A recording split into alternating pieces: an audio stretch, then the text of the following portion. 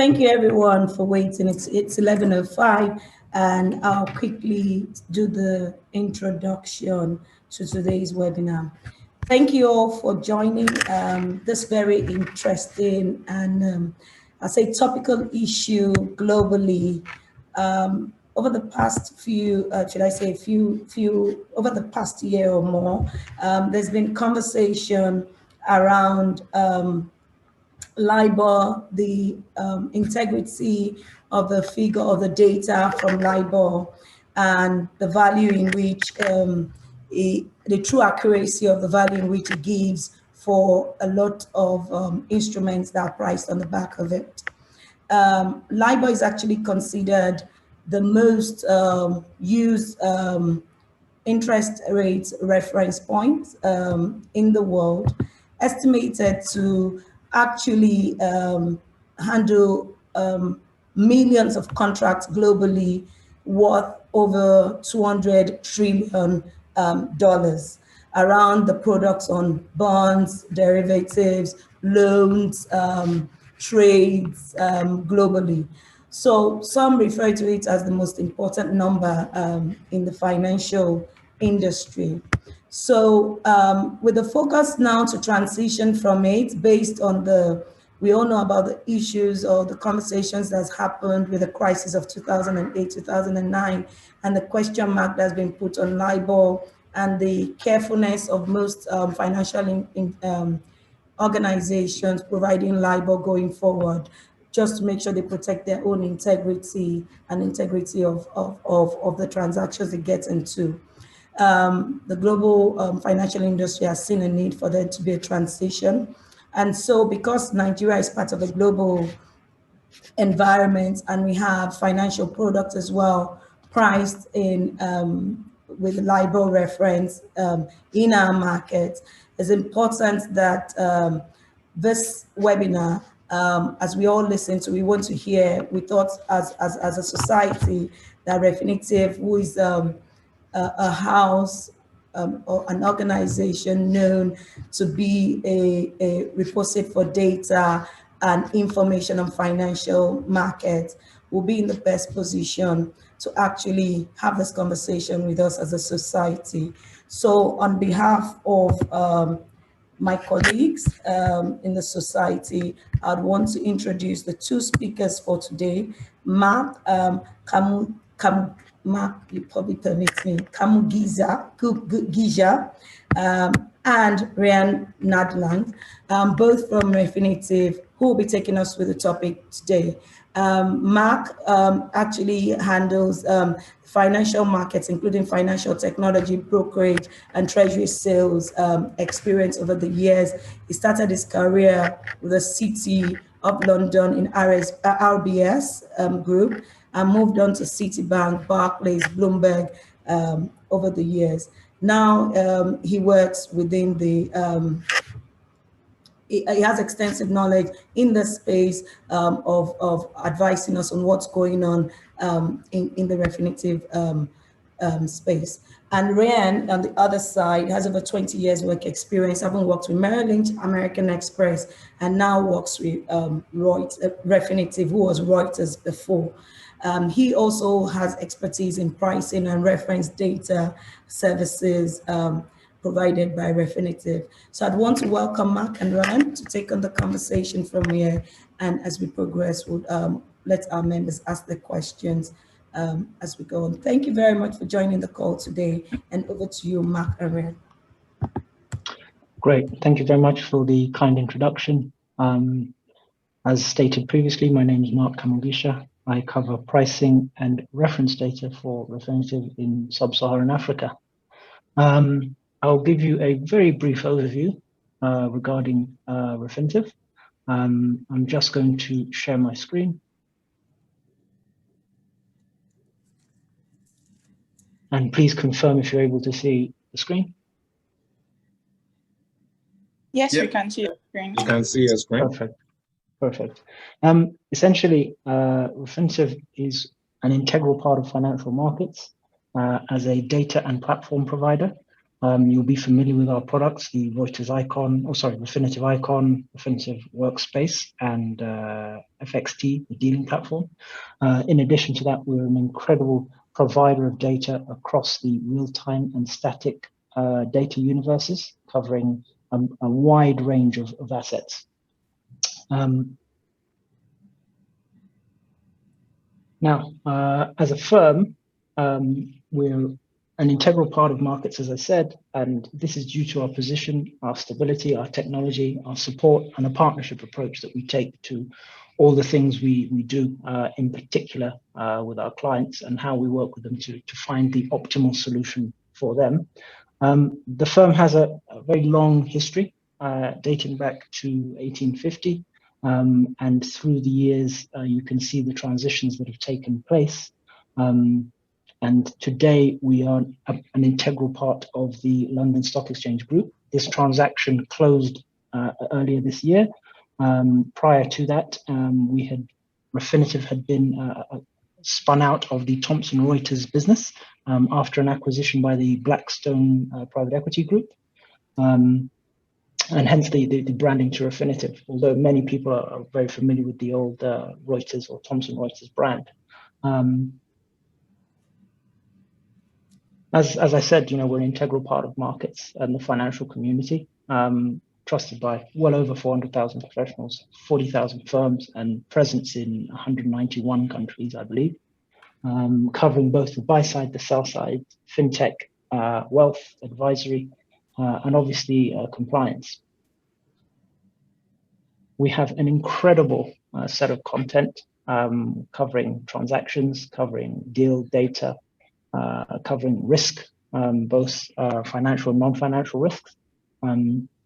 We also have an incredible support structure for exchange products and OTC products, providing pricing and terms and conditions, as well as related data, and of course, news as part of our content set. I'm going to stop there.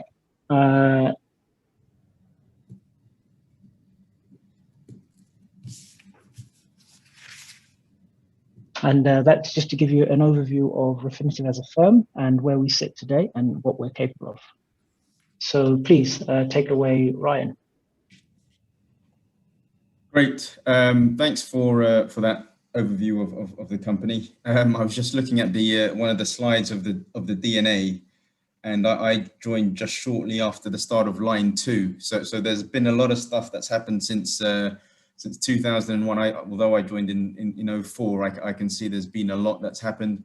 I guess it's a mark of how long I've been at the firm as well. So hopefully you found that background quite useful. I'm sure many of the audience are users of our sort of platforms, data, desktops, or feeds. So we'll be familiar with our products. Maybe a bit new to the names and the branding.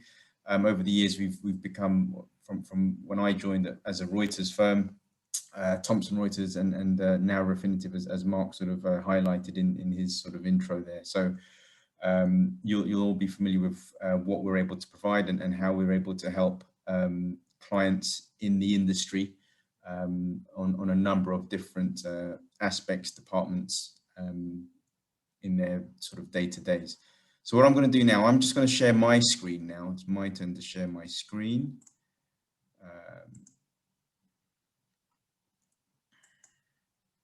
As we go into the Libor sort of transition sort of topic. Let me know if you're all able to sort of see my screen.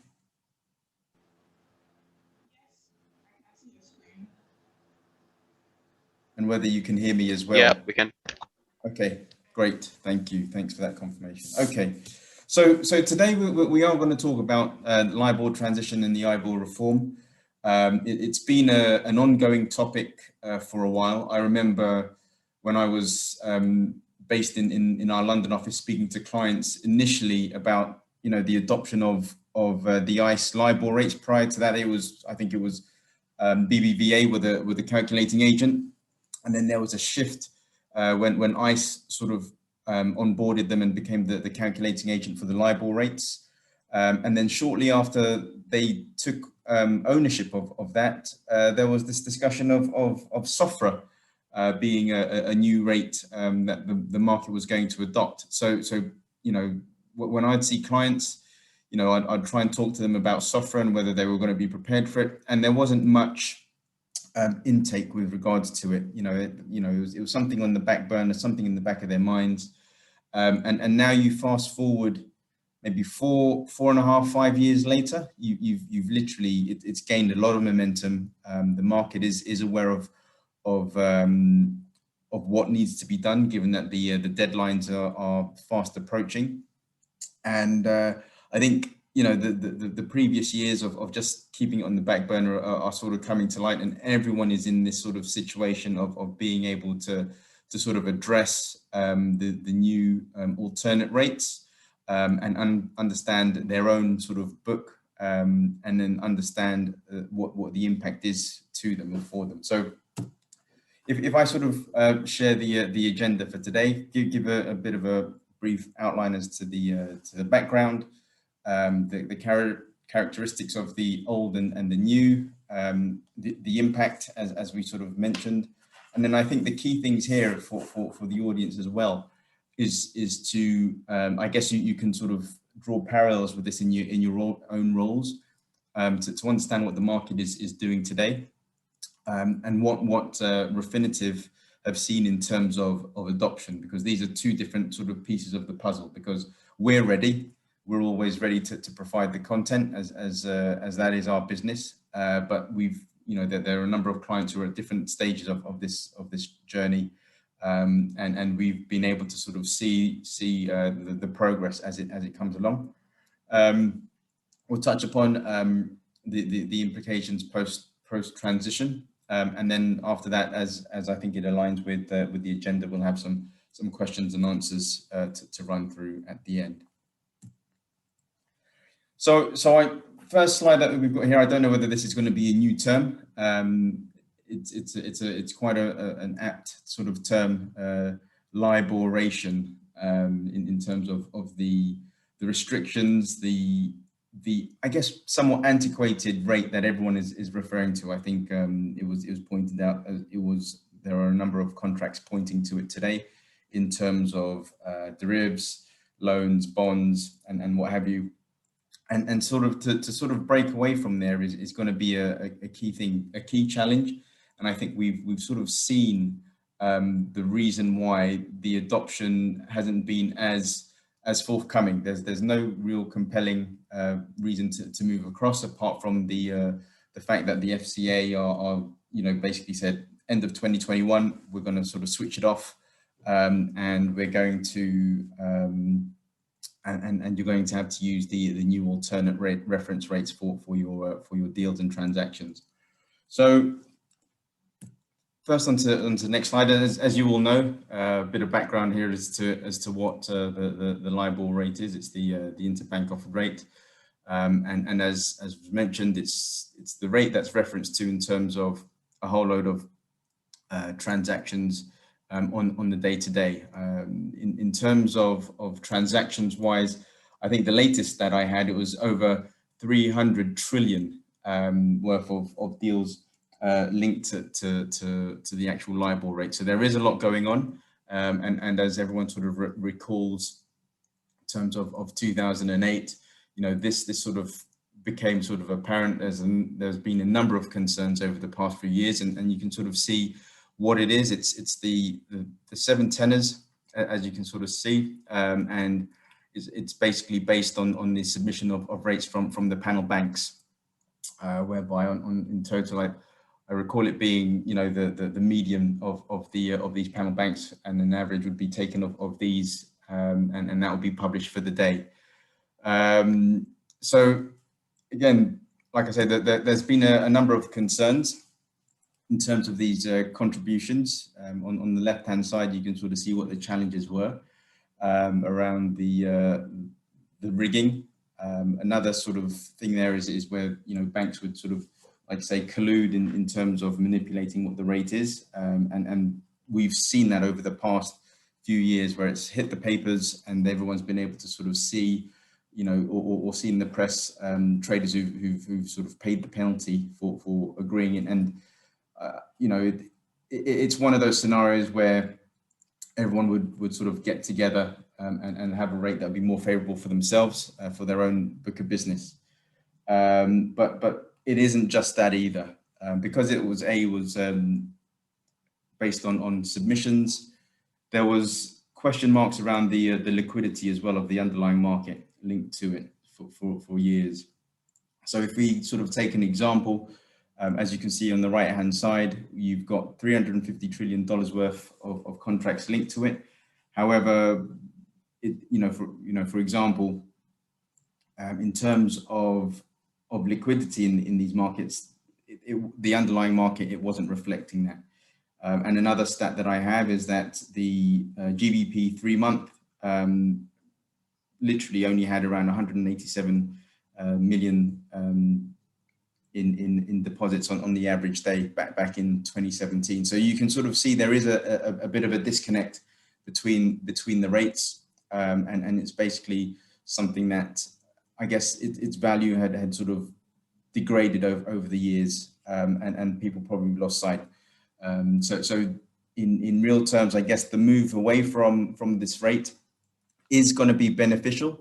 It's going to be a truer sort of reflection as to where the market is, and will be a lot more, I guess, transparent and robust. I mean, going back onto what was announced in 2017, you know, the move away from banks having to contribute to these Libor rates was going to end, and so what they decided to do was move away from the submissions and actually base these on actual transactions, and be a lot more transparent, which is the general trend since 2008 anyway. Everyone has decided to sort of move away from something that's a bit more from being obscure to being a lot more transparent, and we're seeing that now. So there has been a lot of developments in the industry as a whole in transparency and robustness of content, and we're seeing that as we go along here, especially with the Ibors. So I guess these are the essential sort of points to sort of raise, and as you can sort of see as well, the current rates were forward-looking. So as you can sort of see that, you know, there would be a sort of period in time where the rates would be agreed on in one point, and be used as the point of reference for a number of the underpinning sort of deals and contracts across the various sets of currencies, and would be used at various different sort of sets of stages. So the middle point there was to introduce the risk-free rates, and these were, like I say, introduced to eliminate the risk that was based on the previously manipulated rates that were published. And so in order to reduce the risk, they decided to base this on the overnights. And as you can sort of see here from the slide, for the UK, it's going to be the SONIA. For the US, for the dollar rate, it's going to be the SOFR. EU is ESTA, and SARON and TONA are going for all the other sort of major currencies. So for each of these, they will all have, I guess, reference rates pointing these out, and each of these currencies and each of the countries dealing with these currencies, they're all on different stages of the journey as well. So some are a bit more advanced. As you may or may not be aware, we published our term SONIA rate at the start of the year. So it's a forward-looking curve, and you know, in order to sort of publish that, we've basically had to ensure that the content that we've used has been robust and the methodology has been accurate and consistent as well. So there's a lot of tick boxes for I guess people like ourselves, Refinitiv, to be able to publish a rate that the market will be looking at. So going forward, the move away from the forward-looking rate, there isn't going to be. I mean, the move now here is for a backward-looking rate as well. So the new adoption is going to be backward-looking, and the way that this will be based on is that for each point historical transaction data will be looked at, and from there this will all be sort of put together for a corresponding tenor rate to be shared, and I guess it's going to be a bit of time before everyone is on the same page in terms of the adoption of these rates, but fundamentally those are the big shifts in the reference rates that is taking place in the market now. One, I guess, is a finger in the air in terms of a forward-looking rate, and the other is the case of the backward-looking, where you're looking at previous sort of transaction data, so you know the quality is there, you know it's robust enough in its construction of a rate that's comparable to what the market has seen, and so going forward, that is where the market is going to be looking towards. So they've tried to eliminate the manipulation part, and they've also tried to eliminate the guesswork in terms of the new rates that the market will be looking to adopt.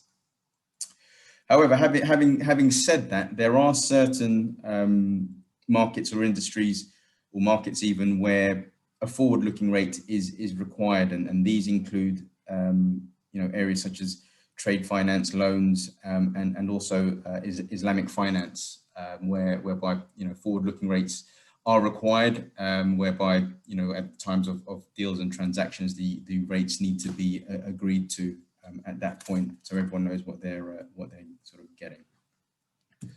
So in terms of the impact, I mean, if I sort of mention how the US SOFR is going to be derived, as I sort of touched upon, it will be derived from the large volume of transactions based on the overnight, whereby Libor previously was based on the forward points.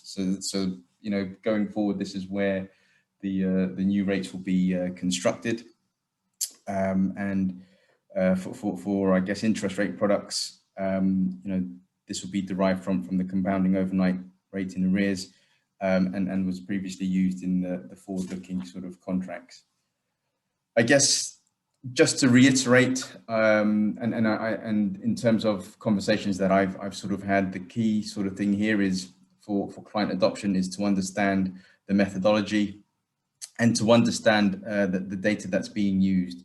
So in terms of new term reference rates, let's say in this instance, to understand that there is a volume in these sort of tenors, in these points, and the market is seeing a shift. The market is seeing a shift in the adoption of these rates. Having spoken with a number of the brokers who have desks trading in these new risk-free rates and building off their own new curves over the past, I guess, let's say 6 to 12 months, the volumes have notably increased from where they were previously.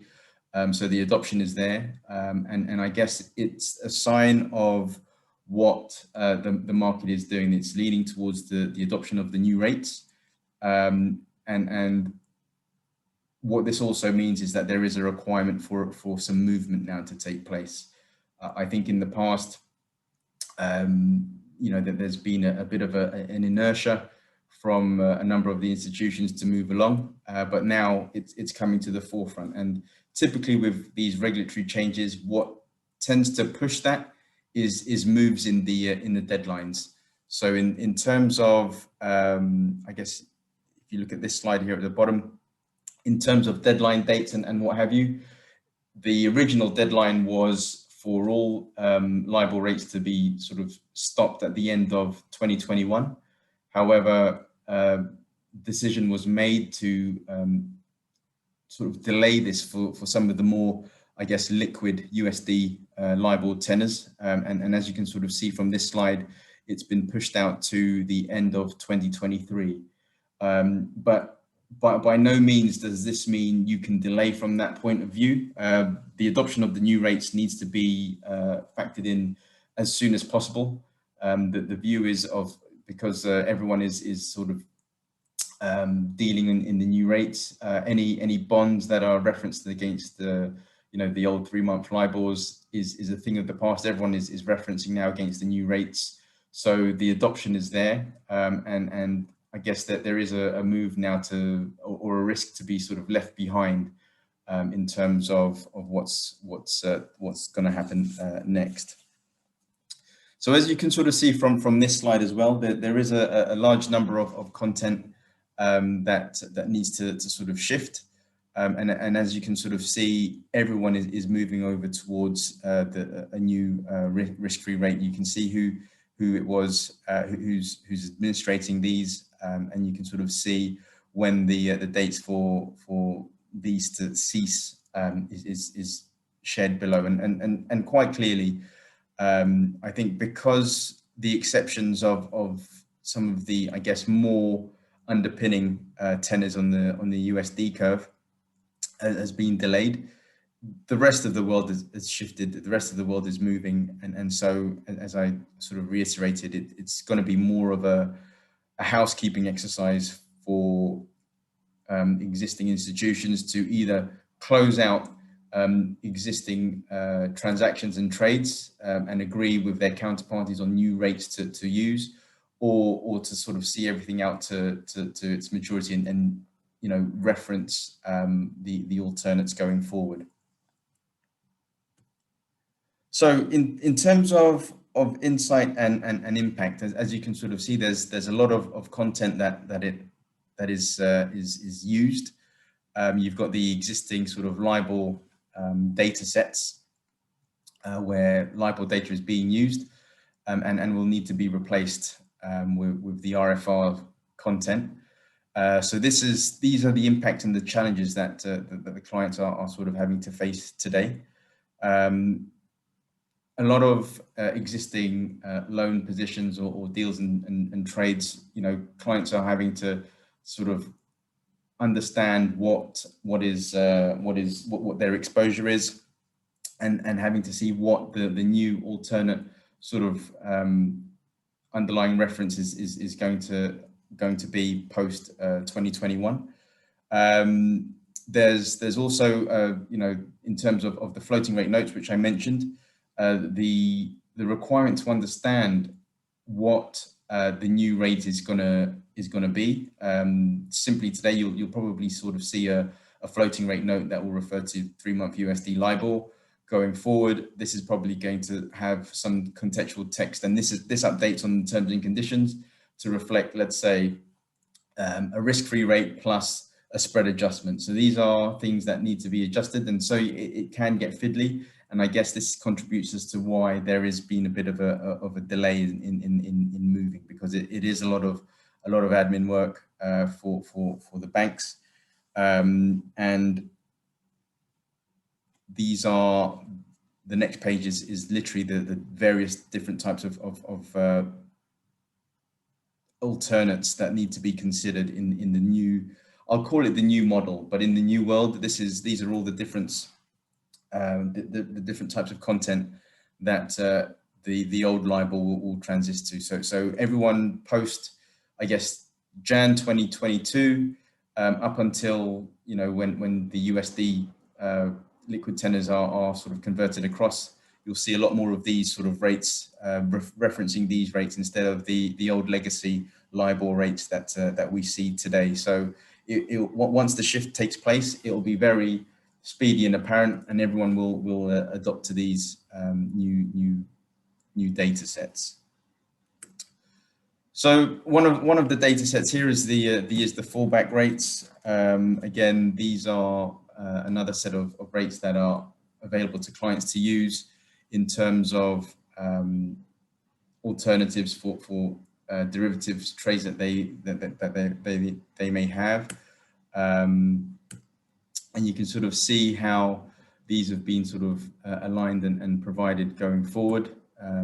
You know, you'd have the adjusted RFR and the spread adjustment, and then you get the ultimate fallback rate, which clients can either use, and then many clients are either using these as the interim. These are only temporary fixes, and I guess these are, I guess, a rate of last resort. Ideally, I think the industry would prefer clients to reach out to counterparties and agree to new terms, as opposed to using these fallback rates.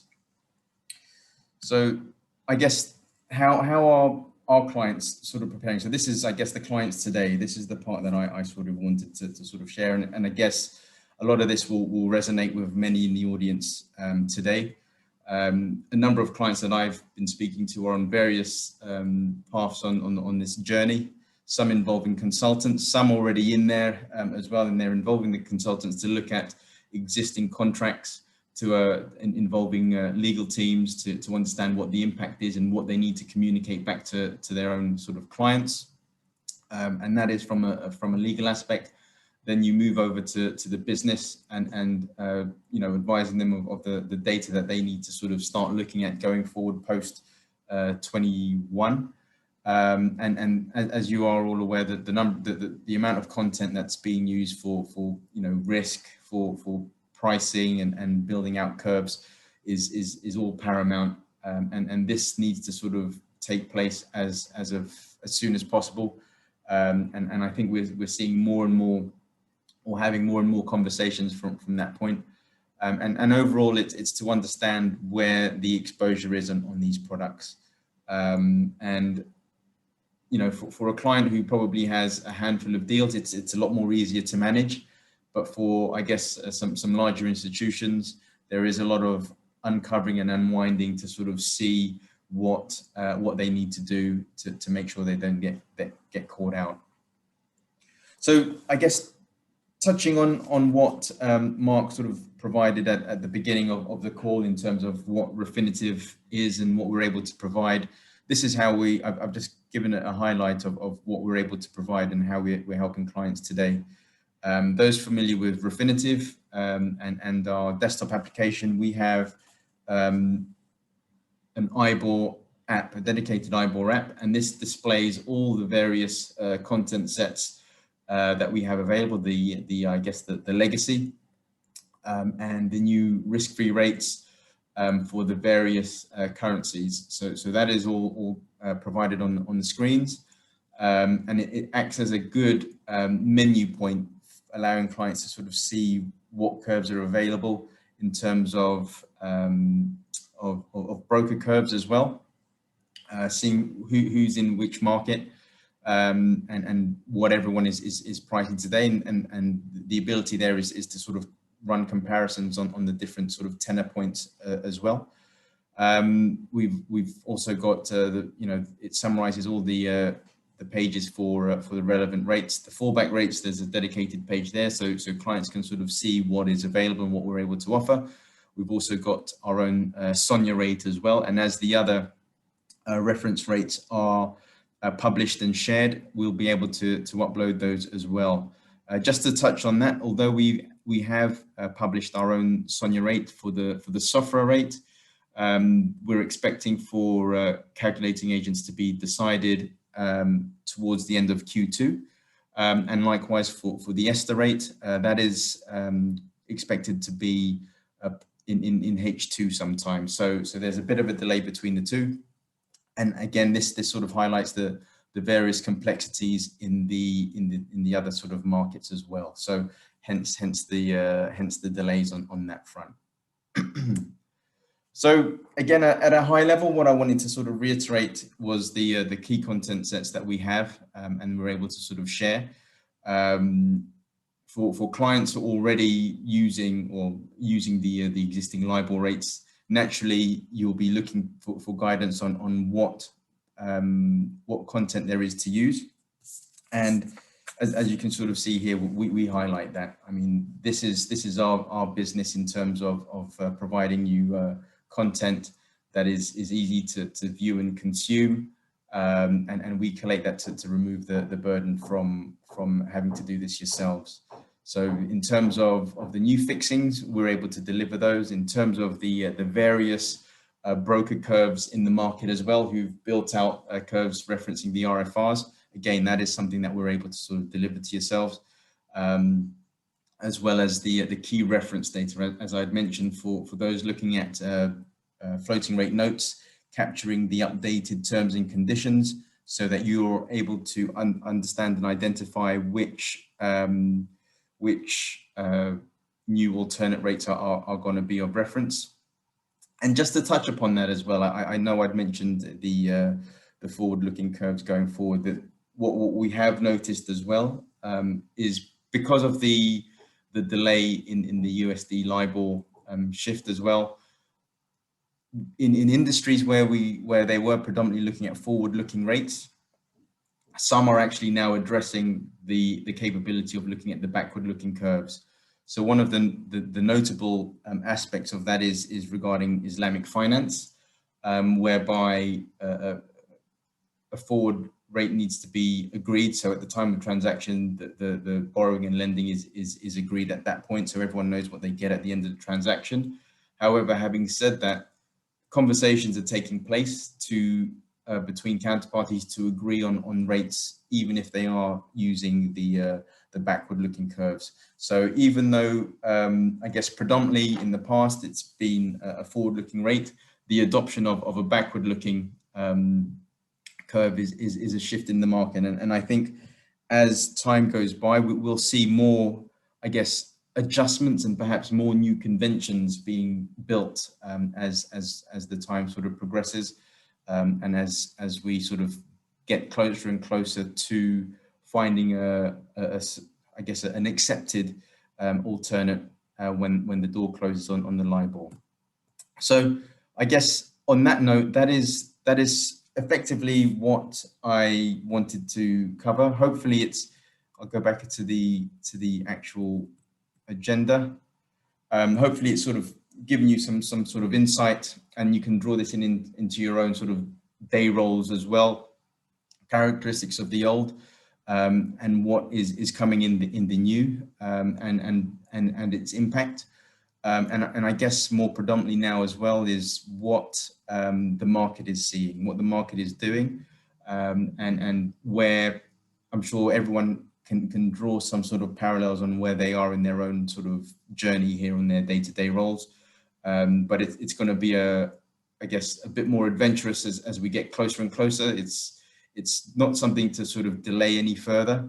I think in terms of seeing the content that's out there, you know, that is something worth considering today. Even if you sort of start asking the questions, I mean, reaching out to you have the details of your, I guess, local representative looking after yourselves at your given institutions, and I mean, feel free to reach out to I guess myself and Mark in terms of what Refinitiv is able to offer and provide on this Libor transition. So I guess on that note, that is the end of my part, and I guess we will open up for some questions.